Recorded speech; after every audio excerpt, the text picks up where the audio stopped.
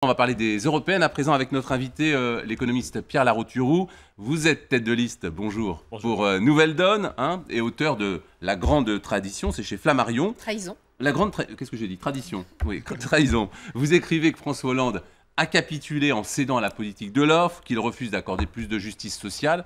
L'annonce pourtant la semaine dernière d'exonération de l'impôt sur le revenu pour 1 800 000 foyers, ça va dans le bon sens. Écoutez, on est tous contents quand on nous dit qu'on va payer moins d'impôts. Le problème, c'est qu'en même temps, il y aura 11 milliards d'économies sur les remboursements de santé. Donc il y a ça comme baisse d'impôts et ça comme déremboursement. Donc il faut voir finalement si, ok, certains d'entre nous paieront moins d'impôts, très bien, mais est-ce qu'on aura les mêmes services publics et est-ce qu'on ne va pas dérembourser beaucoup de dépenses de santé? Je pense qu'on peut faire des économies. On mange 3 fois trop d'antibiotiques par rapport à d'autres pays. Donc on peut faire des économies. Mais 11 milliards, c'est du lourd. De même, quand on dit qu'on va faire 11 milliards sur les collectivités, 11 milliards d'économies, on peut faire 2 milliards à cause des redondances et 2 milliards d'économies normales, plutôt bonnes. Mais on va aussi couper dans le budget des collectivités. Je vais l'autre jour un artisan qui me disait que ça va faire 100 000 licenciements chez les patrons de PME, du bâtiment et des artisans. Si les mairies, si les régions n'ont plus de quoi donner du boulot aux artisans, ça va faire des licenciements. Donc c'est pour ça que Nouvelle Donne est sans doute le seul parti qui montre comment on peut maîtriser la dette, on peut maîtriser les déficits sans austérité. Comment? Parce que d'un côté, vous avez ceux qui disent on fait de l'austérité, c'est normal, et de l'autre côté, ceux qui disent on s'en fout, on laisse filer la dette. Et nous, on montre que par exemple, si on finançait la dette publique à 1%, vous vous souvenez, quand on a sauvé les banques, on a mis 1000 milliards sur la table au taux de 1%. Pourquoi est-ce qu'on ne peut pas financer la dette publique, la vieille dette, à 1%? Si on le faisait, la France ferait chaque année 20 milliards d'économies. Mais ça, il faut que les banques acceptent. Écoutez, quand on a donné 1000 milliards aux banques, elles ont accepté volontiers. Non mais blague à part, c'est scandaleux. Les banques se financent le matin à 1% auprès de la Banque centrale et puis prêtent l'argent à la France à 2,5, à l'Espagne à 7 ou à 8 à la Grèce. Donc c'est juste scandaleux. Et concrètement, est-ce qu'il faut baisser les retraites? Maintenant, c'est un problème très concret. Est-ce qu'on va baisser les retraites de millions de gens en France ou est-ce qu'on se dit qu'on peut baisser les frais financiers, les banques vont gagner un peu moins, mais on pourrait financer la vieille dette à 1%? Est-ce qu'on lutte vraiment contre les paradis fiscaux? Aux États-Unis, Obama a tapé du poing sur la table et là, dans 6 semaines, il n'y a plus aucun secret bancaire pour le fisc américain. Les banques suisses ont été obligées de capituler. Au 1er juillet, il n'y a plus de secret bancaire. Le fisc américain va récupérer des milliards.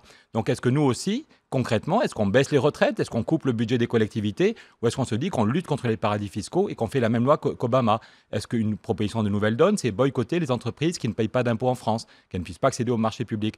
Donc, si vous allez sur le site de Nouvelle Donne, il y a 5 propositions concrètes rien que sur ce sujet.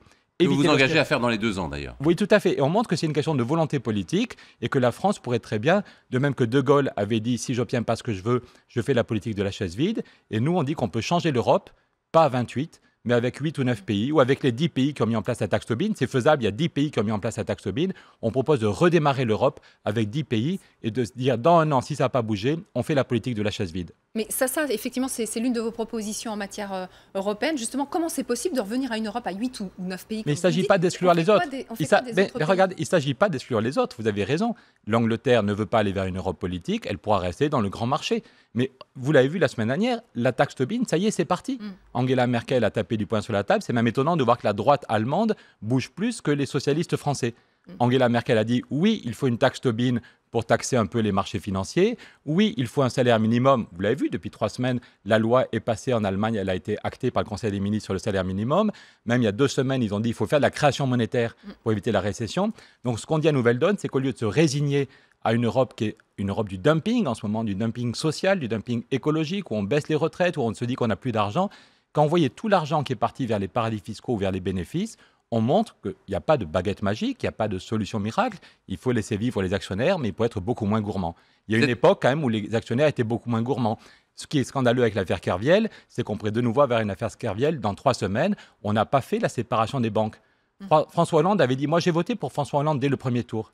Il avait dit, on va séparer les banques de dépôt et les banques d'affaires. On va faire une vraie séparation.